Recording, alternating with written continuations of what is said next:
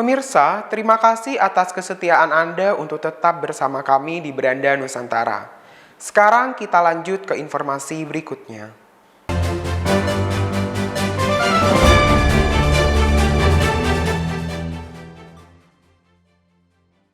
Sebanyak 8.742 wisatawan mancanegara datang ke Batam dari Singapura. Wisman Singapura ini datang dalam rangka libur sekolah dan peringatan Hari Raya Waisak. Sebanyak 8.742 wisatawan mancanegara tiba di Pelabuhan Internasional Batam Center, Kota Batam pada Jumat 2 Juni 2023. Pada umumnya mereka ke Batam untuk menikmati musim libur sekolah di Singapura serta merayakan Hari Raya Waisak pada Minggu 4 Juni mendatang. Kepala Seksi Operasional Pelabuhan Internasional Batam Center Sobri mengatakan, adanya peningkatan jumlah wisatawan yang datang ke Batam menyebabkan adanya menambahkan sebanyak 14 kali perjalanan kapal. Pada hari biasa hanya ada 52 kali perjalanan kapal dari Singapura ke Batam dengan kapasitas angkut 250 orang untuk kapal berukuran kecil dan 322 orang untuk kapal berukuran besar. Diprediksi puncak arus balik akan terjadi pada hari Minggu 4 Juni mendatang. Waisak ya, Waisak. Jadi Singapura ini bertiga hari jatuhnya, Jumat, Sabtu, Minggu. Untuk arus kedatangan memang puncaknya hari ini ada 14 trip tambahan dari regulernya 52, jadi 52 tambah 14. Balik ke Batam puncaknya hari Minggu. Hari Minggu. Karena mereka Senin udah mulai aktivitas di sini. Untuk memberikan kenyamanan terhadap kunjungan wisatawan mancanegara tersebut, selain penambahan jadwal perjalanan kapal, juga dilakukan penambahan sebanyak 24 petugas kepolisian di kawasan Pelabuhan Internasional Batam Center. Meningkatnya jumlah kunjungan wisatawan dari dalam dan luar negeri pada libur panjang akhir pekan ini membawa pengaruh pada okupansi atau tingkat hunian hotel di Batam. Dari Batam, Kepulauan Riau, Holdan Parlaungan, Kantor Berita Antara mewartakan. Api Dharma Waisak 2567 Buddhis Era yang diambil dari sumber api abadi Merapen, Kabupaten Grobogan, Jawa Tengah, disemayamkan di Candi Mendut, Kabupaten Magelang. Makna dari api suci tersebut melambangkan sebagai semangat untuk menerangi semua makhluk. Api Dharma Waisak 2567 Buddhis Era yang diambil dari sumber api abadi Merapen di Kabupaten Grobogan disemayamkan selama 1 malam di Candi Mendut, Kabupaten Magelang, Jawa Tengah. Mulai Jumat sore 2 Juni, api diletakkan di depan altar yang disediakan khusus di kawasan Candi Mendut. Pada penyemayan api ini, para biksu sangga melakukan doa penyakralan api di depan altar secara bergantian dan dilanjutkan dengan penyalaan lilin. Para biksu juga melakukan pradaksina mengelilingi Candi Mendut sebanyak 6 kali. Wakil Ketua Panitia Waisak Nasional Biksu Dhamma Fudo mengatakan, api suci yang diambil dari sumber api abadi di Merapen ini melambangkan semangat untuk menerangi. Seperti Sang Buddha yang datang ke dunia untuk membawa penerangan bagi semua makhluk yang diliputi oleh kegelapan batin. Telah melakukan pengambilan api abadi di Merapen, daerah Semarang, dan api ini telah kita bawa dan telah disemayamkan di Candi Mendut untuk didoakan hari ini.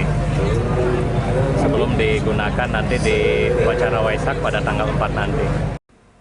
Setelah disemayamkan di Candi Mendut, pada tanggal 4 Juni api abadi akan dibawa ke Candi Borobudur bersama air suci. Di kawasan candi bersejarah ini akan dilaksanakan puncak peringatan Hari Raya Waisak 2567 Buddhis Era untuk mengenang kelahiran, pencerahan, dan kematian Siddhartha Gautama. Dari Kabupaten Magelang, Jawa Tengah, Firman Eko Handi, Kantor Berita Antara mewartakan. Tim gabungan dari Direktorat Tindak Pidana Narkoba Bareskrim Polri bersama Ditres Narkoba Polda Jateng mengungkap keberadaan tempat produksi narkoba jenis pil ekstasi di Kota Semarang, Jawa Tengah.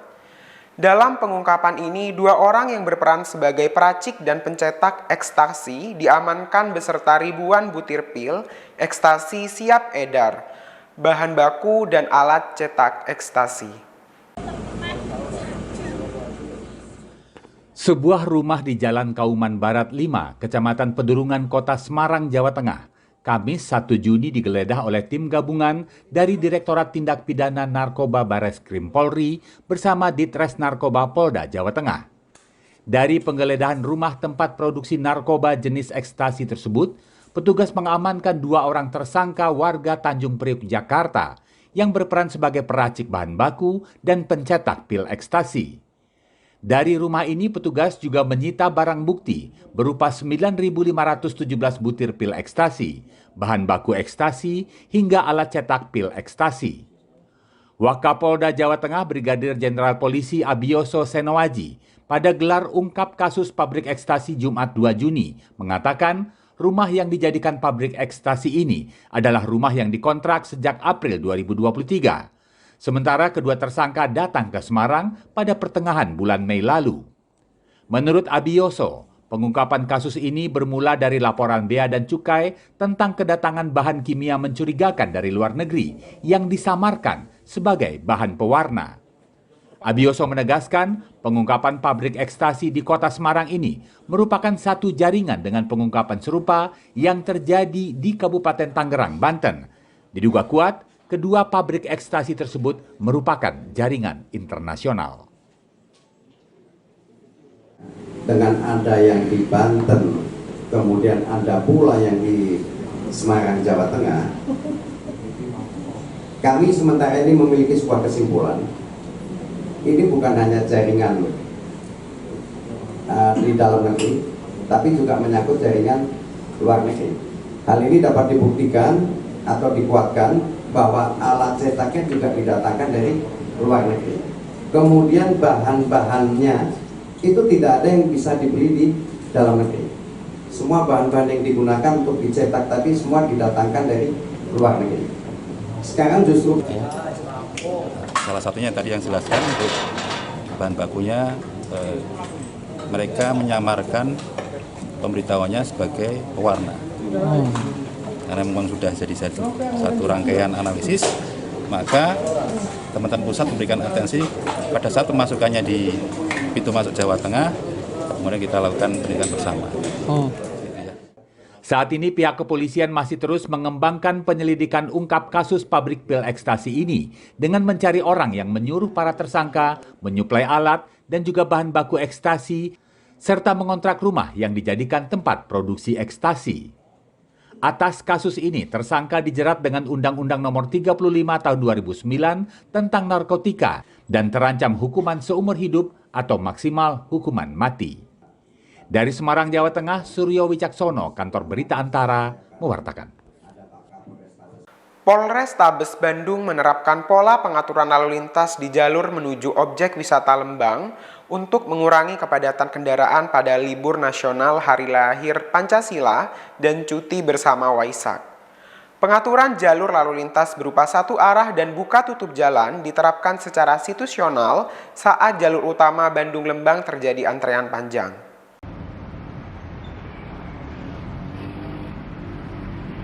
Kepadatan kendaraan terjadi di jalur utama Bandung menuju kawasan wisata Lembang pada momen libur panjang peringatan Hari Lahir Pancasila dan cuti bersama Waisak Jumat 2 Juni.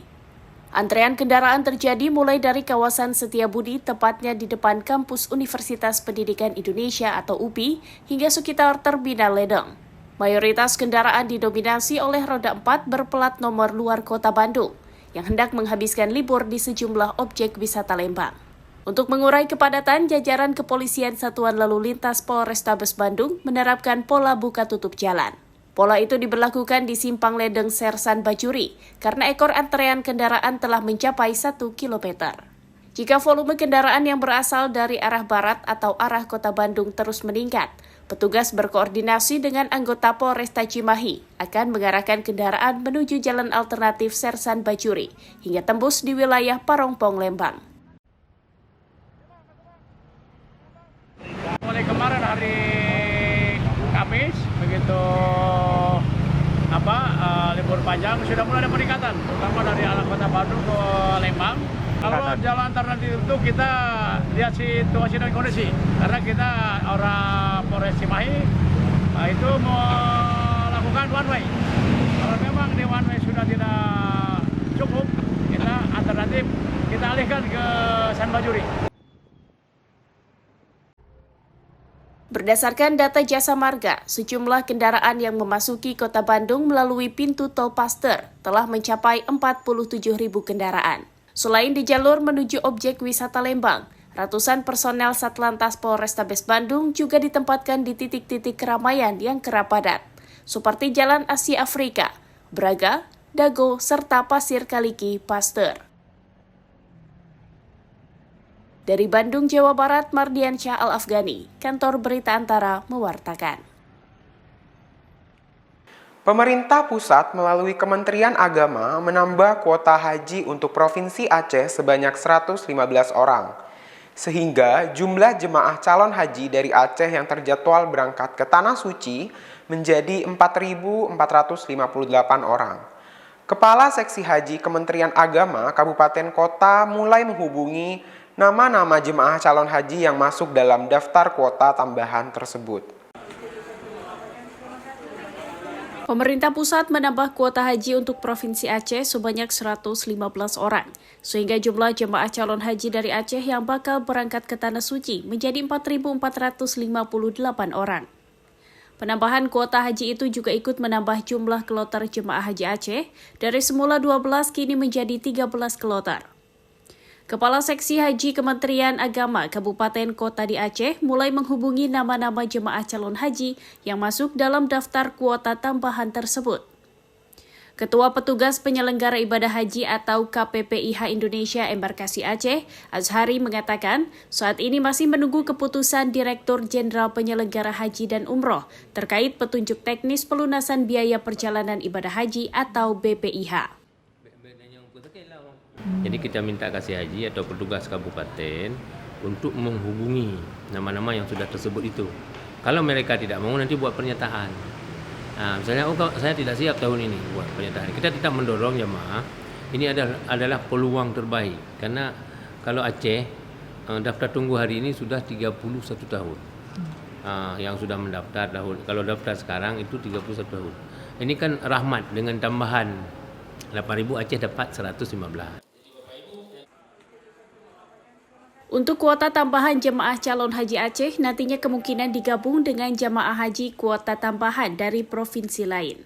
Pihak Kementerian Agama Provinsi Aceh masih menunggu keputusan lanjutan dari Kementerian Agama Republik Indonesia terkait teknis keberangkatan. Dari Banda Aceh, Aprizal Rahmat, Kantor Berita Antara mewartakan. Pemirsa, tetaplah bersama kami di Beranda Nusantara, karena berbagai informasi menarik lainnya akan hadir sesaat lagi.